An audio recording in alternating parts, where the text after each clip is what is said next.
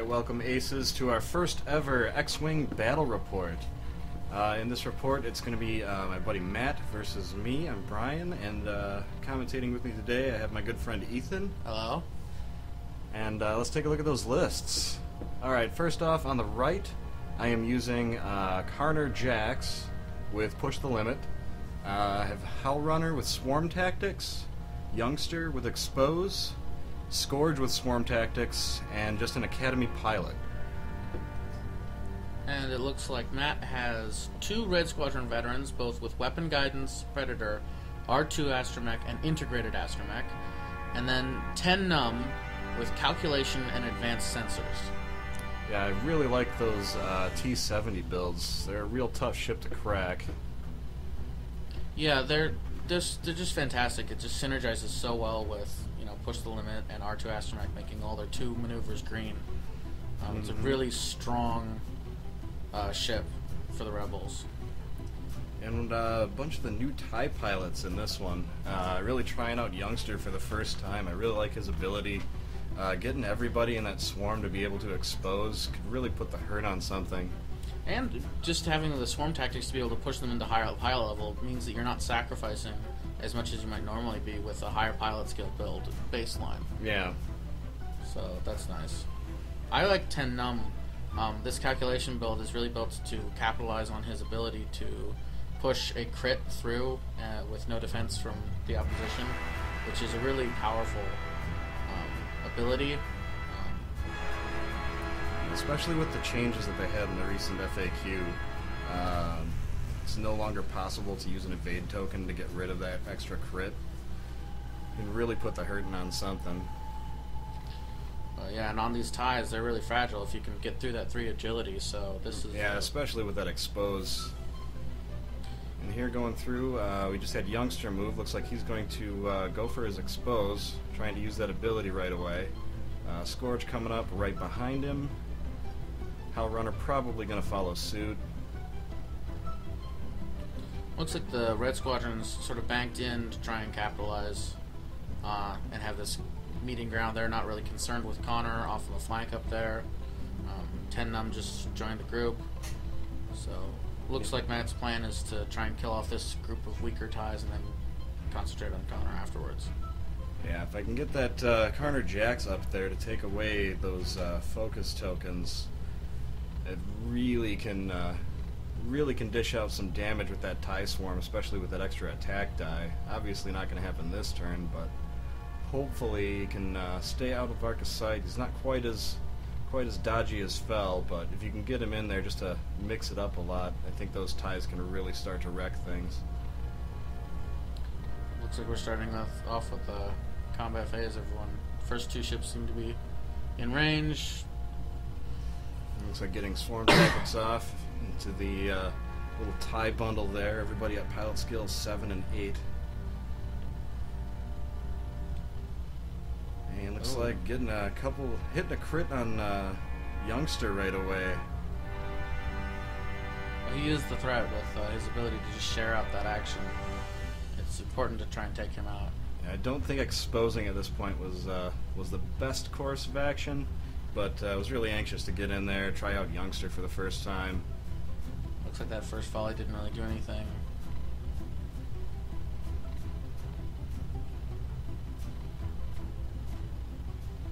Alright, Youngster trying to bring the pain a little bit.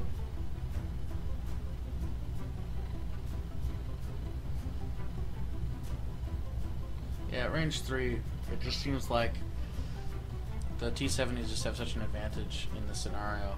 Having an expose just isn't going to push through all those dice and all those shields. You know, I was really trying to capitalize on the range 3, the bonus agility die, and I didn't think it would really make that big of a difference on the TIE fighters. I was really hoping for that extra 1 range dice would really counter expose, but yeah, certainly not going to be able to capitalize on that anymore. Youngster taken out in the opening shots at range 3. That is unlucky.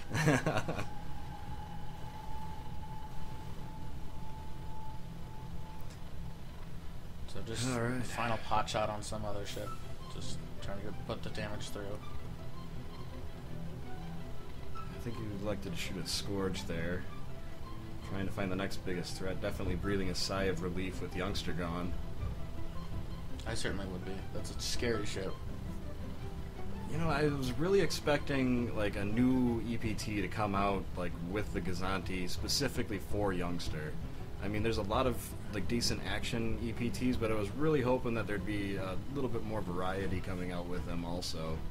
Well, I mean, there's just so much coming down the tubes. They may have wanted to space it out. But you're right, there are very few action EPTs that you can really consider. I mean, there's, what, expert handling? Yeah. Which doesn't seem like a great really choice. Help your TIE Swarm. You know, marksmanship could be good. But yeah. I think you're just better off on a TIE just having the focus instead of marksmanship. That extra crit, I mean... it's some nice, but some of the TIEs got some special abilities they can do with the crits, but yeah, I think overall it's just not as much bang for your buck when you have 3 dice. Then you have an option. Our marksmanship starts to shine. Yep. Now here's a question. I know there's a lot of stuff been going around on the forums I've been checking out. What do you feel, or do you feel that the new TIE FOs will work with Youngster's ability? I'm seeing a lot of people saying that they do, a lot of people saying that they don't. What do you think the general consensus is? I think they're TIE fighters. I mean, they're definitely a different kind of TIE fighter, but they're totally a TIE fighter. And that kind of means that ability applies. So, I think in that scenario, yeah. Youngster says TIE fighters. It doesn't say, new TIE fighters or old TIE fighters. It's TIE fighters. And the First Order TIE fighter is a TIE fighter. Looks like Jax taking a lot of pain from 10 Numb. Getting a couple evades on there, but it looks like he's getting a crit through. Yep, and that's all turns are red. Ooh, that's bad for an interceptor. Yeah, Carnor Jax is he's a sad puppy now. Appropriate crescendo from the music.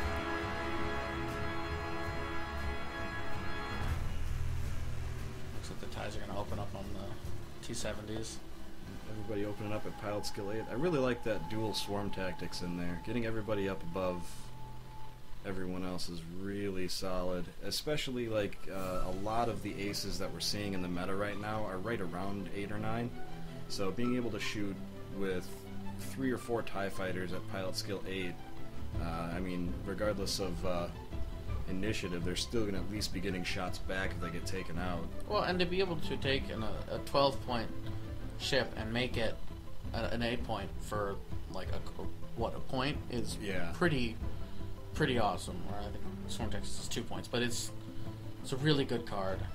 I really don't see it a lot out there, but in the first couple like waves, it was a really popular build among the rebels. Like actually, bumping X-Wings up to high pilot skill was a really popular tactic for a while, and then it just sort of vanished, and it's nice to see it back in TIEs, which I think was the original intention. You'll just look at the art.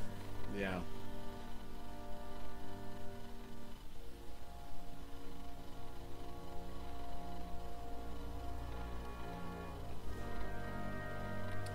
Two T-70's and a B-Wing at range 1.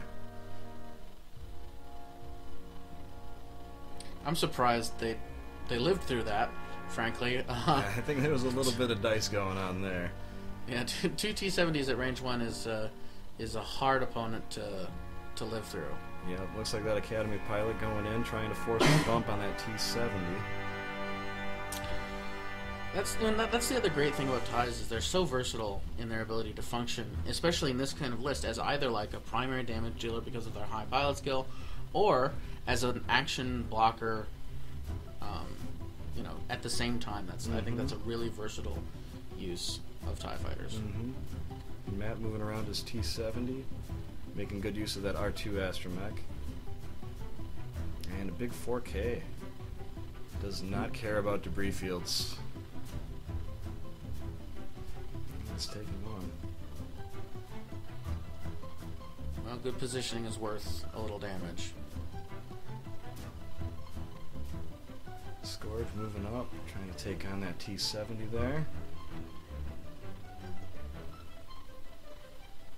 I think the most underestimated skill and underutilized skill in X-Wing is disengaging from the fight, knowing when and how to take a ship that might be a little wounded or just in a bad position and remove it from the fight so it can come back in a better position. I think that's really something that people don't do as often as they should.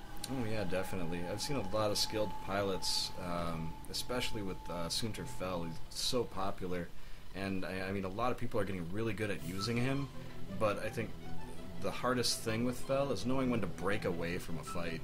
It's so hard not to just stick in there and try to keep on the tail of something, and when you're going up against the Rebels can really outslow, you know, Sunter Fell and a lot of the interceptors and a lot of the real big arc dodgers that we're starting to see. And right here we just saw 10 Numb with advanced sensors. People think that B-Wings have to have fire control systems, and it's a great card for B-Wings. It's a really great card, but this just showed how versatile it can be to have that ability to move, to barrel roll before you make an action. Right now 10 Numb has a range 1 shot on the Academy pilot, and before that just would have been a bump or just being out in the middle of nowhere with no shot, which, you know. And Howl Runner going for a K-turn right in front of 10 Numb. But it looks like Howl Runner does have line of sight, so at least there's that. Howl Runner obviously a linchpin to the list just because of her ability and her pilot skill.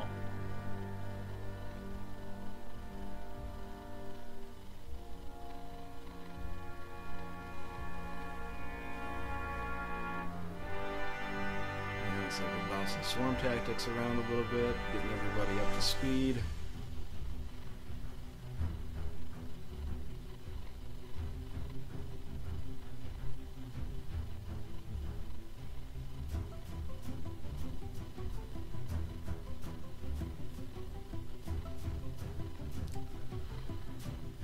Long decision-making moments. I think Matt has to decide between trying to shoot at a full health Howl Runner or trying to shoot at this other TIE fighter, which is in a position to shoot that wounded T-70. So, you know, clearly he decided to shoot at the one that was going to shoot his T-70. So, Well, 10 Numb's also got Carnor Jax in his sights. I mean, it looks like a good range 2 shot. He does have a crit on him, and if he can get rid of him, I mean, it's just trying to assess how much of a threat he is, knowing that his turns are red. He's not going to be pushing the limit off of anything. Not going to be doing those tricky interceptor maneuvers that everybody's getting so used to hating. well, and there went that T-70. So clearly, you know, Matt had reason to be worried about that.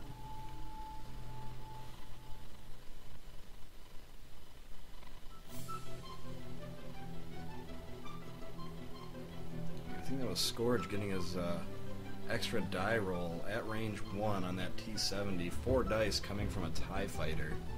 That's terrifying. Right? Just terrifying. Well, you can imagine what that would be like with if he had exposed there also. 5 dice. That's a powerhouse right there on a very maneuverable ship. That's ridiculous. You can't even hope for that with a Phantom.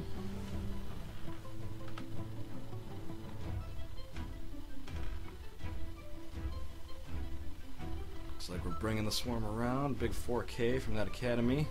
This is really where you know, the boys are separated from the men when it comes to swarm players, because the turnaround really is the moment. It's a really difficult thing to pull off in a formation, in a messed up formation like this. You see a lot of beginning players bumping all over the place. Oh yeah. I mean, bumping without performing your maneuver and facing the wrong direction to boot. I mean, I'm not a huge swarm player. I prefer the more elite pilots, and this is honestly one of the first times I'm actually using the swarm in, I don't know, 2 years of playing. But I'm really liking the new TIE pilots, and I'm really happy I have enough TIE fighters and the new TIE FOs too. You can see I'm using the new TIE FO models. I really like those models. But just glad I have enough of them that I can actually get in there with them and try some games out, you know.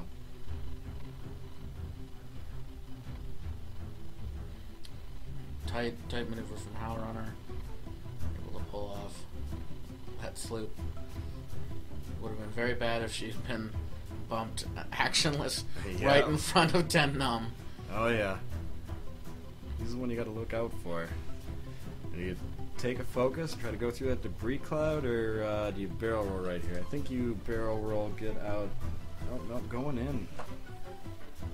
Looks like Howl Runner's going to go in and try and tank those shots from 10 Numb, trying to pass off her ability to those other two ties. Hopefully they can squeak some damage in. Howl Runner, of course, bumping them up to pilot skill 8, probably on both of them again.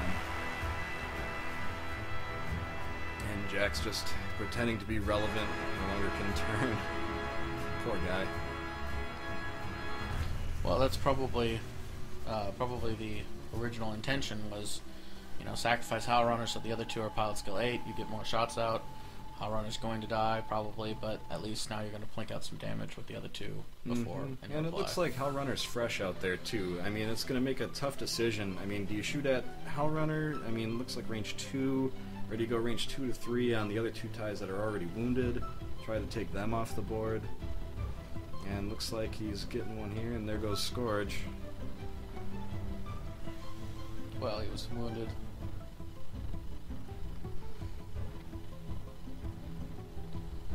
That range 3 B-wing shot.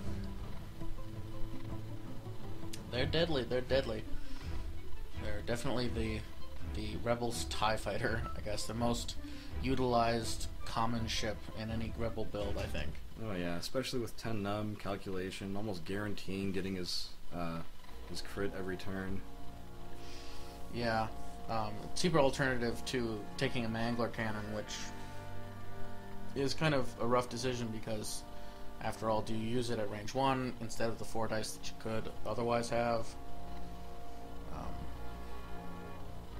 But it is a difficult choice because it's one use only, and or once per attack, and you can only flip one eyeball instead of flipping all of them as you normally would.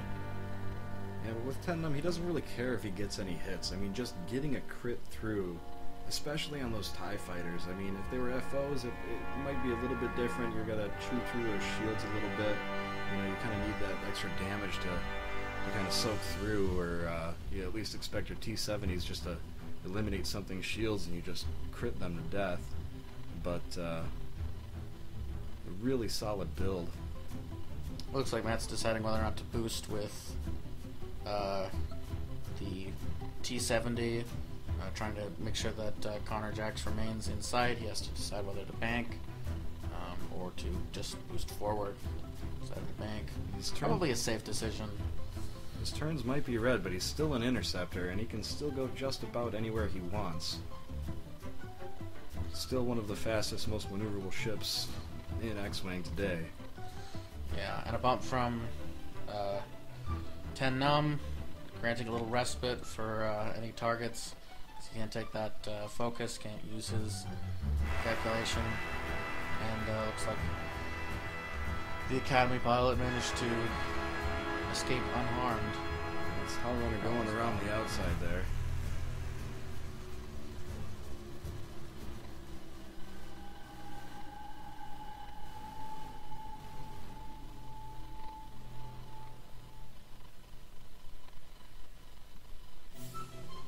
Just trying to figure out the best actions for Jax to take. I have to say, I appreciate Carnor Jax's ability, but I've never really seen him utilized in a way that I find effective and justification in a list. I think he just tends to be more scary than he's really worth, and then when he dies, it feels maybe worse than it ought to, just because of his loss. Well, he's certainly the second most popular TIE Interceptor pilot that we see. I just don't think we see him a lot in Armada, and unfortunately you don't really see him a lot in a lot of the bigger events that we've gone to, but I certainly don't think that he's underlooked by anybody. We certainly see him out there in a lot of competitive builds, just not really on the net lists that I've seen. Yeah, I see him from time to time. I've never really seen him used on the field in a way that I feel is effective enough to justify Yeah. his cost as compared to the most popular, obviously, Centerfell. Well, obviously, he pushed the limit, and that boost in that barrel roll, getting into range 1 to get his ability off. It's definitely easier than with other ships. If you didn't have that, I think you'd be completely useless. But Yeah, but then you're almost restricted to exclusively using push the limit on him. Looks like Numb trying to square off against that Howl runner, trying to eke some damage in. But with that advanced sensors, he can really mosey on up to all sorts of asteroids or incoming, obstacles, and end his turn in that kind of position because he can just barrel roll out. Oh yeah. Next turn, so it's really nice ability. Being able to barrel roll right before your maneuver, he's going to be just about where he wants to be next turn.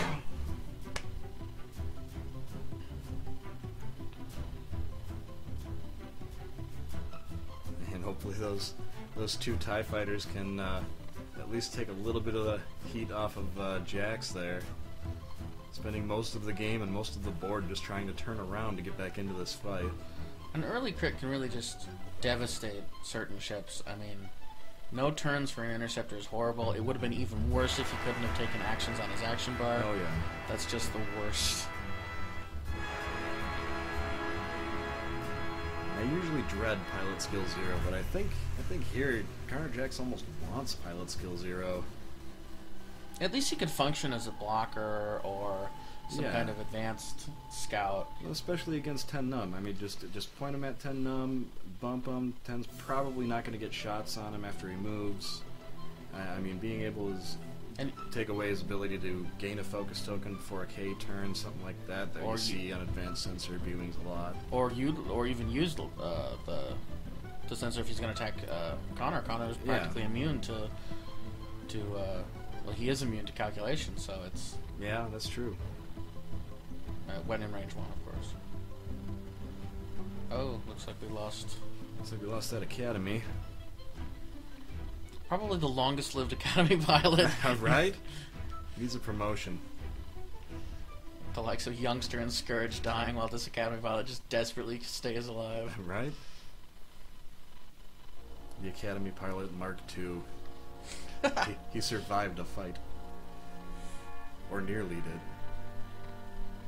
Looks like real close might be getting a shot there on Jax, and nope, doesn't look like it.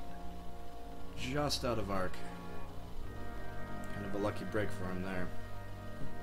I think one of my favorite things about X-Wing is the fact that this game really is a game of precision, but also a game of imprecision. I mean, there's just no way you can maintain every model on the field. Oh, yeah. And yet, somehow, it's okay. It's not like the worst thing in the world. Yep, and here we've got that new Talon roll that everybody's raging about from that T-70. We've seen a lot of people picking up the T-70, especially recently with the release of the new movie, and a lot of people are just Talon rolling all over the place because they can, and just kind of it can really mess up your placement if you don't do it right. I mean, it's like the sloop when it came out. Everybody's slooping all over the place, nobody's getting arcs on anything, and it's just everybody wants to do it all the time. I definitely it's like a really good placement right there of Matt. It's almost certainly going to be getting shots at Jax from that perspective. Yeah, and not taking that barrel roll might have been a calculated ploy. Really an option to say, I expect that this person will anticipate my barrel roll, and therefore we have this opportunity now. He took a focus instead, which didn't seem like a bad idea until Jax got right up in there. Well, you can have all of that stress, and you can take any damage you get, and Jax still isn't going to let you have that focus.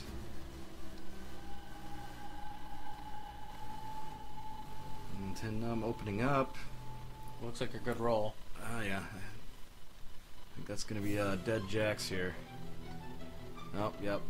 I think that's just about it. Yeah, it looked like 3 hits and then one evade on your part, so That's dead Carnor Jax, sadly. And he's still getting his shots back, though. 4 shots and the ability to spend a focus is not inconsequential. Yeah, well, I think here you go with Howl Runner first. That looks like what we're doing here. You go with Howl Runner first, because I think Jax is immediately removed after he makes his attack. So you attack with the other pilot skill 8 first, keep Jax on there so he can't spend that focus in the defense. That's a smart play. That's a smart play. And Jax just opening up on that B-Wing. Oh, and it looks like Numb is now also gone. So it's a trade. It's now Howl Runner versus a T-70. We'll see if this long-range shot can do anything. No, not today. You really have a fully kitted T-70 with a bunch of toys. And yeah, Howl Runner does have a little bit of an advantage here with the higher pilot skill. I mean, really expecting to see like some good barrel rolls here to try to get the T-70 into arc, and Howl Runner just to arc dodge a little bit. But that T-70, that he's really going to be able to get where he wants to be and try to take away the pilot skill advantage as much as possible from Howl Runner. Yeah, the T-70s are just a really strong platform. I think they're really the fix that every X-Wing player was really looking for. They're slow, but they're also capable of a great deal of maneuver thanks to that boost.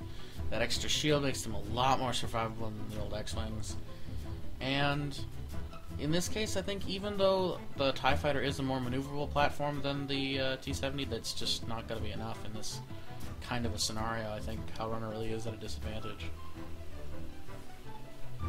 And we heard a lot of hate for the T-70, like, when it first came out, and, I don't know, I wasn't at Worlds, but you were, and I think there was quite a few lists at Worlds this year that had Poe Dameron in it. I think he was probably the most commonly seen type of X-Wing at them, and the top 2, I can't even think of how many times I passed by a T-70, but I think Worlds definitely showed that it was a good fighter, and that the internet was once again misinformed. The internet never lies. I think it just makes mistakes.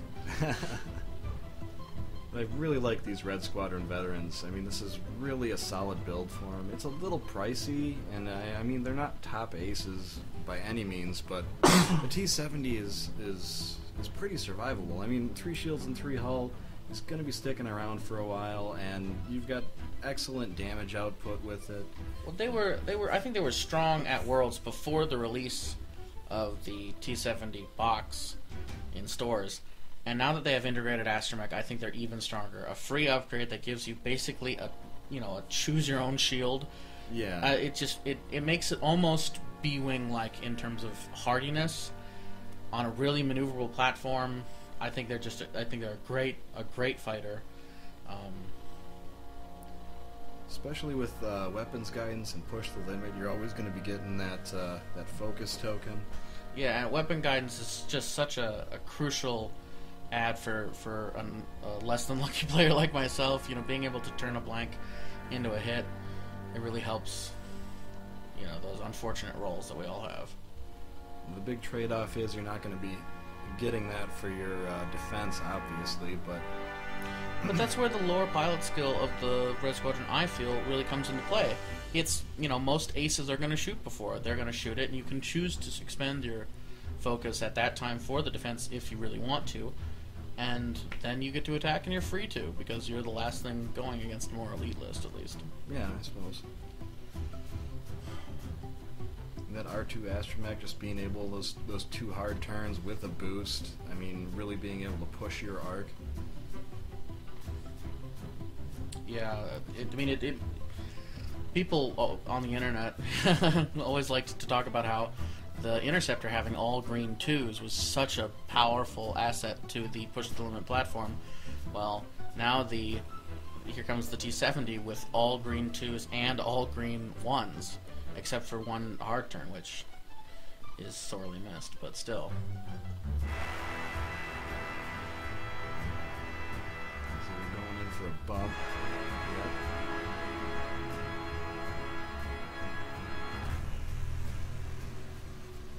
Yep. The epic battle of the centuries. A lone TIE fighter against a lone T-70. Like it's like probably the most cinematic battle, you know, in a sense.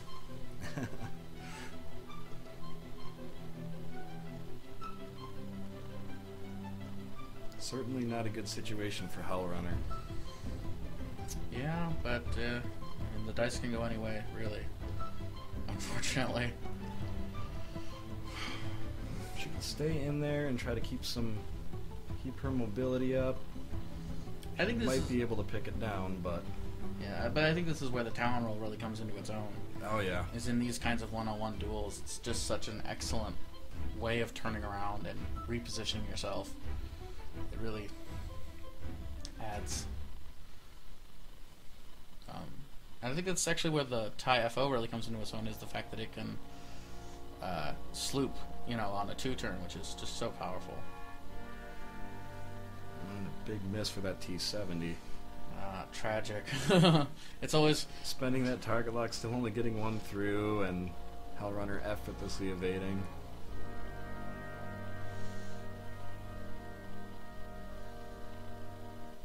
yeah, that really you outmaneuver your opponent, you get a great placement, and then the dice just fail you. It's sometimes it's enough to make you cry. Oh yeah. Really wishing that Howl Runner was in a TIE FO right now. Those extra green maneuvers are just so huge. Not to mention that little bit of extra durability wouldn't be. Oh yeah.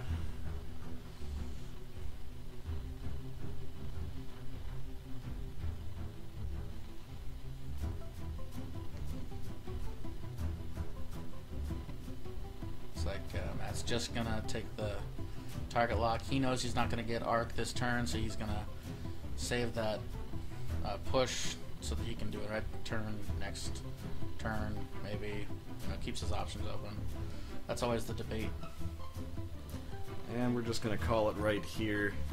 Had enough fun, epic fight for the centuries, and I think between me and Matt, we just kind of conceded that fight was gonna last forever. So I think we just turned in the tables there. But what do you think? Who do you think would come out on top? Howl Runner or a Red Squadron veteran decked out to the britches? Let us know in the comments below.